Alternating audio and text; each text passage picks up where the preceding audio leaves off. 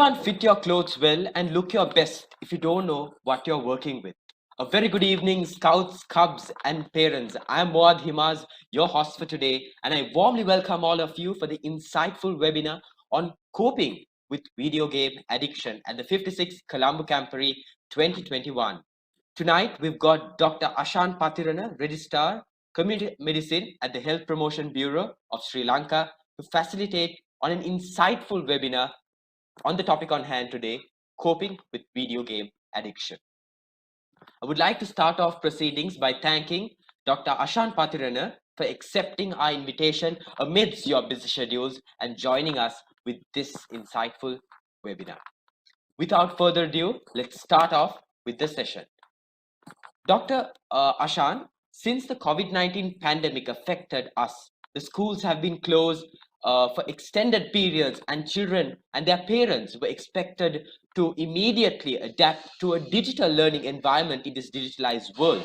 This came as a shock, like so many other things we've experienced for the first time during this pandemic. And different kids have encountered different problems with the sudden transition of digital apart from addiction to digital platforms. What are the other issues faced by kids in the present? Yeah, Hima. So let me first wish all of you a happy new year. And let's hope that this year would provide us with a better chance of getting to know each other and to get back to school without interruptions this year. So that was a very good question to start off, because digital addiction is just part of a bigger question. Like kids were expected to make a transition from the regular schoolwork to a digital platform, and it was not just a shock for the kids, but it was a shock for the parents as well, because we never had time to really teach kids how to move from the physical classroom to a digital classroom. But however, we expected them to accustom to this new platform. So with that came some significant problems, and it might have affected different kids in different ways. Right? Not all of us had access to the digital platforms, and not all of us had the digital know-how to adapt to these digital technologies all of a sudden. So what we need to understand is this is a time for empathy, especially being scouts. I think it's paramount that we do understand when we get back to school, there will be kids who had a difficult time during the COVID, who might have lost a loved one, right? Or maybe they underwent a traumatic experience with somebody known to them getting infected or going into complications. And apart from that, the physical and the financial issues that they might have had. Some people lost jobs. So there will be kids coming from various backgrounds, and they will be bringing in all these problems with them. So this is a time to be kind, and this is a time to be really understanding and empathetic towards your friends, because most of them are anxious about, they're not used to the school environment. It's been a lapse of about 2 years on and off, right? So that's one thing to be aware about. And then the other thing is right, the emotional connections, the ability for kids to make friends with each other might be not so good, right? Because they have been connected through the virtual platforms. And on top of all this, we get into our bigger question about digital addiction, because you were expected to come on digital platforms for your education, and with that came the exposure to all digital things like gaming, social media, then like to video things on YouTube, like then the social media platforms. Some kids actually, they are on these platforms. So with that came the whole gamut of things that were unexpected, and we are hoping to discuss and focus mainly on the digital addiction part.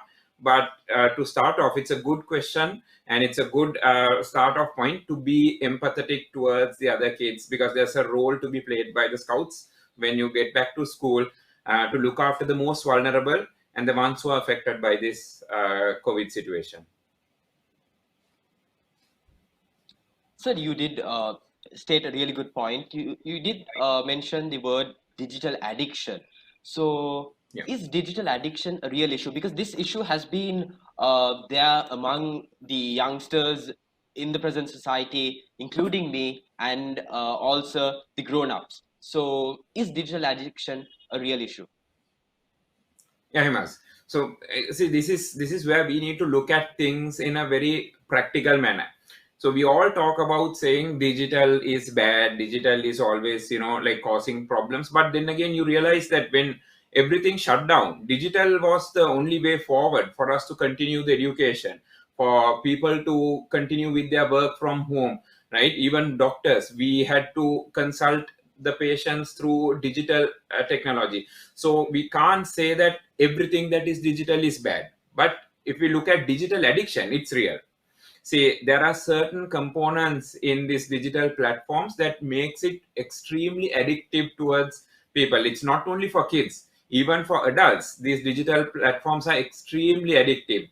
So yes, in a nutshell, if I can give you the answer for what you just asked, is digital addiction a real thing? Absolutely yes. And I think you might have heard about this over and over and over again from different experts saying, how you should safeguard yourself from these digital platforms.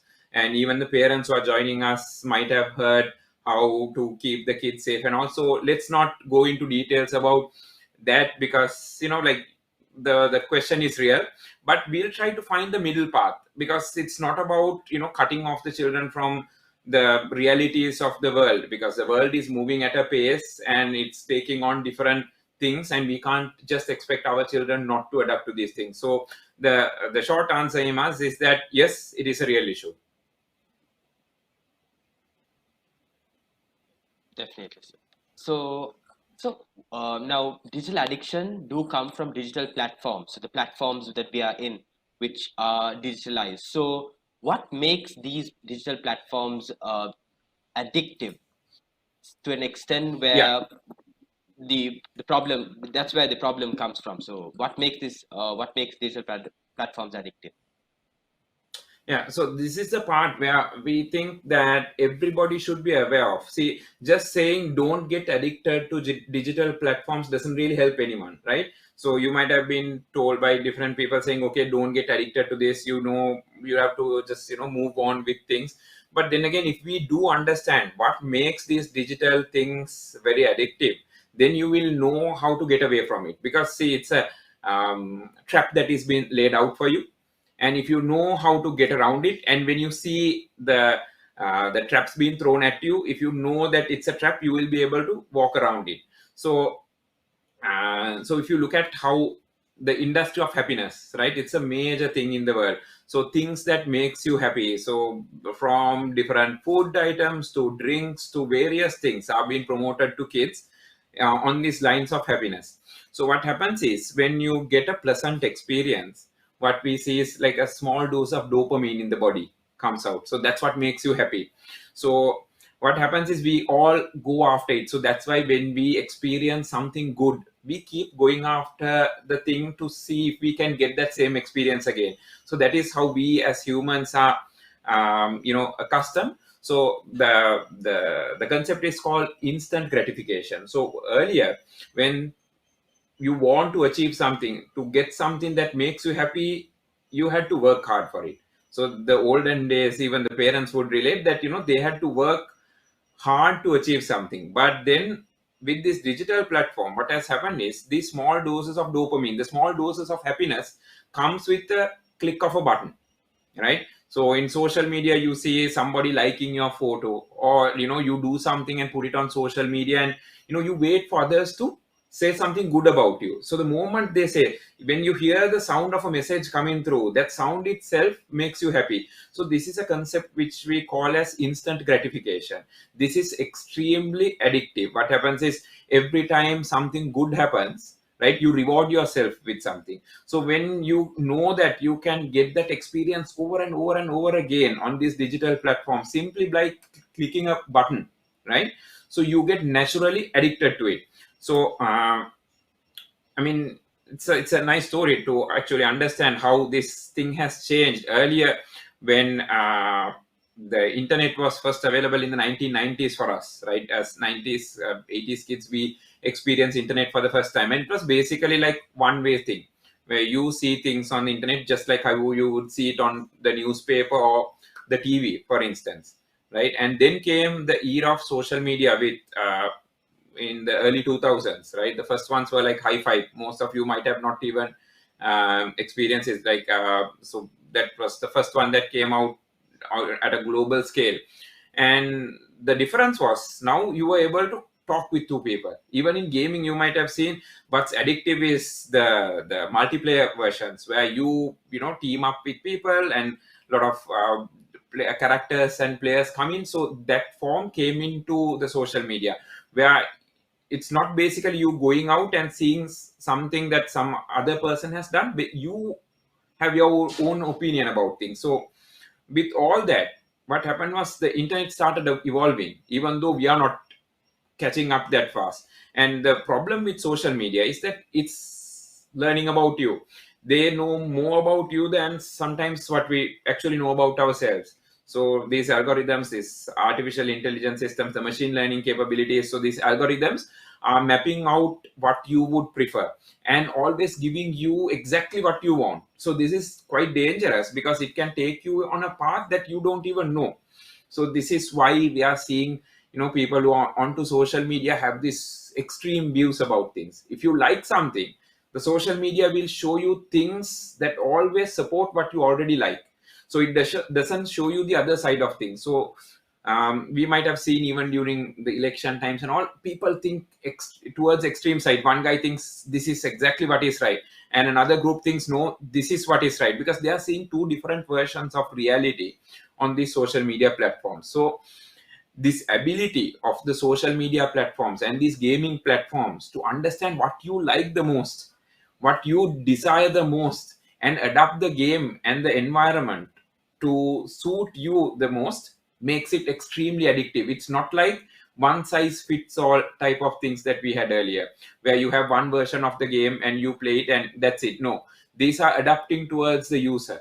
So what you see is unique to you, and it's built with certain things that makes you really addicted towards these social media platforms and the gaming platforms. Yes, definitely. So now, as you said, the capability of the artificial intelligence, basically, for them to understand what we like and what we do not like. But after all, we are living in the digitalized world, so I believe we have to make sure that we cope up with it. And like I always said, anything of too much, anything more than what you want is not needed. So yeah. So let's move on with the next question for today, sir. So are we going to ask the kids in the present to not to use digital platforms, or for them not to engage with digital games? What's your opinion on that? Yeah, I think that's the golden question, right? So we've shown you, like we've spoken about like how gaming and this social media can be bad for you. But then again, you have to realize that this is the future, right? In the future, we are asking you to be ready to the job market that's coming up in another probably 10 to 15 years, right? Or some of you might be getting into the job market really soon, maybe in another 5 6 years. So in that world, if everything is going digital, right, even for uh, doctors, right, we think that if somebody says that gaming is really, really bad for you and that you should not engage with it, if you look at the simulator games that are there for pilots to learn how to, navigate this extremely complicated processes through a simulator first, right? Even driving tests before you actually get to drive a real car in other countries, they have simulators where you have to play it in the form of a game so that you actually make less mistakes when you get into the real life. So even for doctors and even for surgeries in other countries, they have augmented reality, they have virtual gaming platforms where you can do the surgery or perform certain things on a augmented reality environment, so that you won't make that same mistake when it comes to real life. So if we think that everything that is digital is bad or gaming is bad, well, it's time to think again. See, it's about us being ahead of the rest, to understand what is the trap that is being laid to you, to get you addicted, to take your money, to take your personal information, to waste your time so that they can monetize it, like so that they can make money out of you. See, we have to avoid those things, but at the same time we have to understand that if that is what the future holds, we can't merely ask kids not to go digital, like not to do anything on the digital platforms. No. So if the parents are listening here, right, I think I'm talking to them right now, because there might have been a time before us where, cars were considered extremely dangerous, right, because it could kill people. Even the flying machines at that time, some time back, when airplanes were not widely available, might have thought, okay, these are very dangerous things and we should not get on them. But after a while we have come to a point where we are quite okay with it, but we still do know that road traffic accidents do happen, right? In Sri Lanka, about a dozen road traffic accidents, fatal road traffic accidents, happen on a given day, or even like 5 or 6. But still, it doesn't mean that we ask kids not to go outside, or like, not to use any form of transport.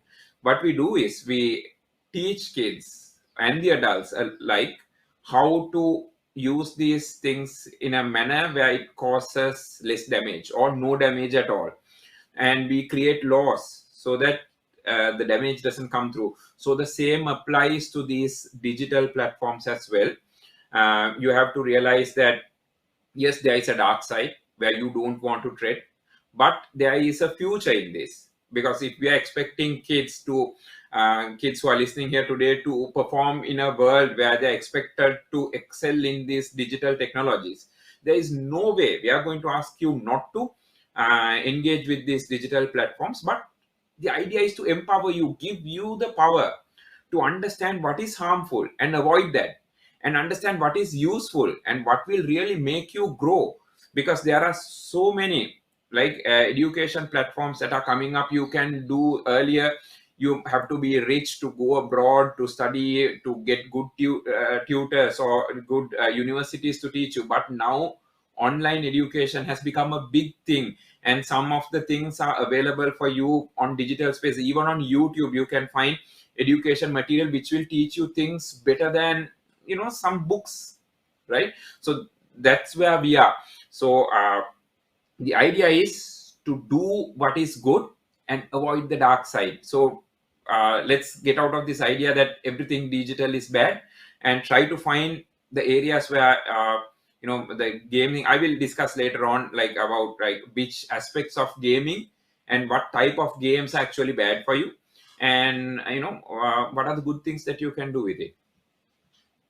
Yeah, definitely. Just like doctor said, you did say that in the past, in the late 80s, 90s, people thought vehicles weren't good.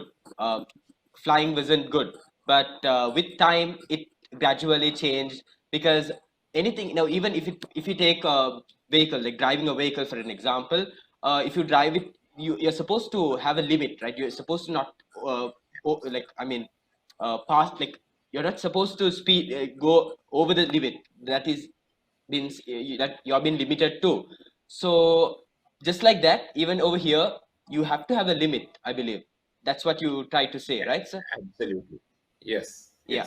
yes, Iman. So next up, so what about video and digital games in specific? If we were talking about video and digital games in specific, what would you say about them? Okay, man. So gaming is a big industry, right? So let's start with that, right? It's an industry where it makes billions of dollars, right? In some countries, I think in South Korea or somewhere, their real football team gets less recognition than the the the gaming football team which plays the World Cup. There's a gaming World Cup as well. So the EA Sports, they have this gaming World Cup. So the team that's actually playing the gaming World Cup has more recognition than the real one. So that's the extent where this gaming has gone into. So what you have to realize is, okay, in that sense, where do we draw the line? How do we understand if a game is actually harmful to us, or whether we can actually develop some skills and that we are not addicted to it? So that is the point to understand. Has this game taken away your happiness? Has it taken away your ability to be happy with the little things in life that you used to enjoy before this gaming came in?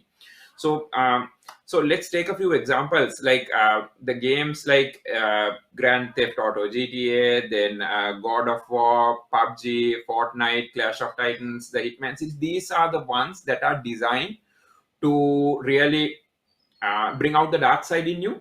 It actually have certain things embedded in these games which makes you addicted, and at the same time, see, as kids we all know how our thinking is formed. So it's about rewarding and punishment, like it works inside our heads. So when you do something nasty in these games, if you are rewarded, inside your mind you start thinking, your thinking starts getting readjusted, saying that okay, doing this socially unacceptable thing is actually something that gives you a reward.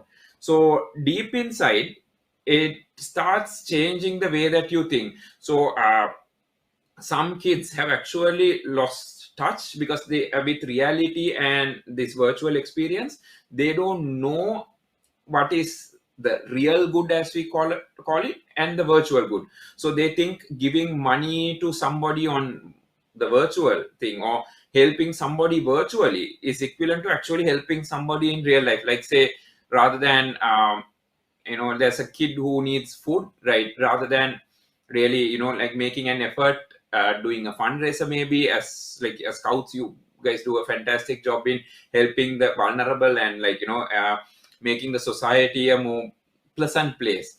But just imagine you go digital and you do virtual stuff and think that okay, I've done my part on a virtual world, and really miss out on the real world experience. So it has come to that extent. Some people find it hard to realize. So that is a point where you don't want to go. So you have to understand, gaming, yeah, it is something that you do, but it is not your real life. So that's one thing to realize. And these games have what is called like the loot boxes, then the winning streaks, then they actually have punishments for not playing continuously. So these are things that they have built onto these gaming platforms that makes it extremely dangerous, because what happens is that's what makes it so addictive to you. So you play the game today, and if you come and play it again in another 1 hour or play it again in another 2 hours, they will give you a reward, right, for continuing to play the game. Whereas when you start getting the reward, like say you have then you get into a winning streak, they say okay, now you're on a winning streak, now you don't want to break it, right? Because if you break it, there'll be a punishment for it, like because you will lose whatever the perks that will be coming through. So these are the things in games that makes it so addictive and extremely dangerous for you. See, so if you have played games, you might have seen those things called, I'm talking to the people who might have played games and who have experienced these things to help you actually come out of this. So you might have seen these things called loot boxes, right? Loot boxes in the sense where you can, like get a box and you open it, you don't know what's inside. It's basically training you to get on to gambling. So if parents are listening, so these are the dangerous aspects of it. These are little things that are being done in some countries. They are drawing up rules saying that some games are crossing into the area of gambling because it takes money, right? And it gives you a box, you don't know what's inside it. It might be good, something good, it might be something bad, but then again the ultimate result is that you start checking out your luck. This is exactly what the gambling industry does, and we all know that gambling is a very dark side of things, where you start and some people just get addicted to it so bad that they lose their lives, they lose their loved ones, the friends and everything. So this might act as a stepping stone towards that. So you have to understand these little things. So the games that I just mentioned you are designed for these things. And in terms of bad diets and bad behaviors, we have seen so many kids getting addicted to junk food and all through gaming. Because if you go into detail, some of these games are entirely sponsored by junk food companies and people who want to sell hazardous stuff to kids, addictive stuff. So we are seeing a major issue with obesity, children having too much, addictive substances. And addictive substances could be just be sugar even, right? Because that itself gives you a happy feeling and you get addicted and you want to go on a cycle. And so the kids who are listening, like, we are having a major issue with childhood obesity. So many kids exceeding the weight limits. The problem is, you might think it's funny, or like, that it's fun and like you look bigger, but later on it's been proven by science that you will have a short life expectancy. The chances of getting heart disease, cancers, diabetes, all of that goes up. So gaming, if you use it for the right purposes, right, there are edutainment, like ways of so where it can help you actually to get education. It can help you to develop certain skills. And some kids I've seen getting into computer coding and learning a computer language is fantastic. See, this is what we want. If you are to be competent in the job market that's coming up, maybe you can be a game developer, not a person who's a victim of gaming, but rather than that, you can use gaming for the greater good of the society. You can design things even for children who have difficulty in learning in the normal way, might be able to learn through the gaming way of learning. And you might be able to create games for the benefit of the society. So yes, if you want to go digital, and if you think, okay, this is something that's interesting for me, learn how to code, learn how to learn a few coding languages, maybe apart from your school thing. So that's the way to find the middle ground. So our approach so far has been a defensive one, where we are saying no gaming, no digital. But rather than that, if we can go on the offense, where we develop the skills to master it and we take control of it, that's where I want our next generation to be, where you don't become a victim of gaming. Rather than that, you use that power that is coming through these platforms for the greater good of the society.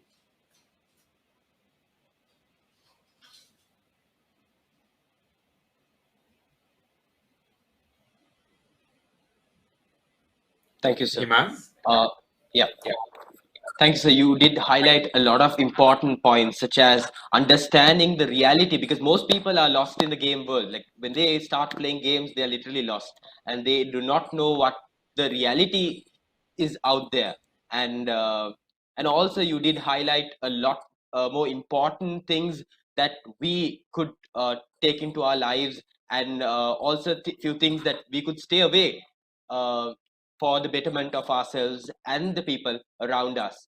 So finally, doctor, let me ask this question as well. So, doctor, for the parents out here, so there are a lot of parents watching us via the YouTube live stream. So what have you got to say them on how, what can they do to help their children? Because a lot of parents fall in trouble when they go out there and they try to help their children, when their children do not listen to them, especially. So what advice would you give to the parents watching us on how they can help their children? Thank you, Himaz, for that question, because I think that's a good conclusion point for us.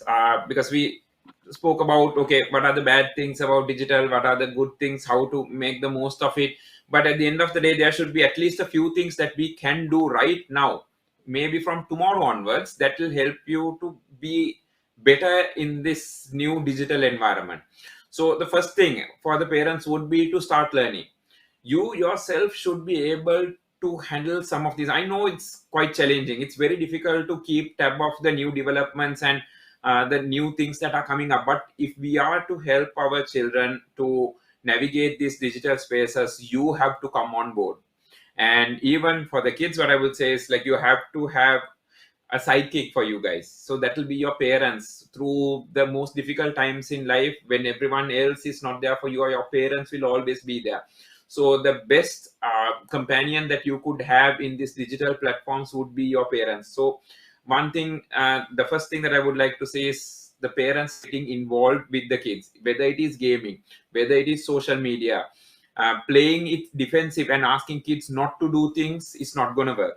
So what will work is basically the parents coming on board with the children, so that you all can navigate together. So there's a huge transition taking place these days, and if you do it together with the child, there is a very good chance you will succeed together, and the child will the kids would know that the parents know it, and if you are helpful, they will go in the right direction. So it should not be something that the kids would do behind the parents back. No, this should be something that you have a discussion, just like you have play time and study time.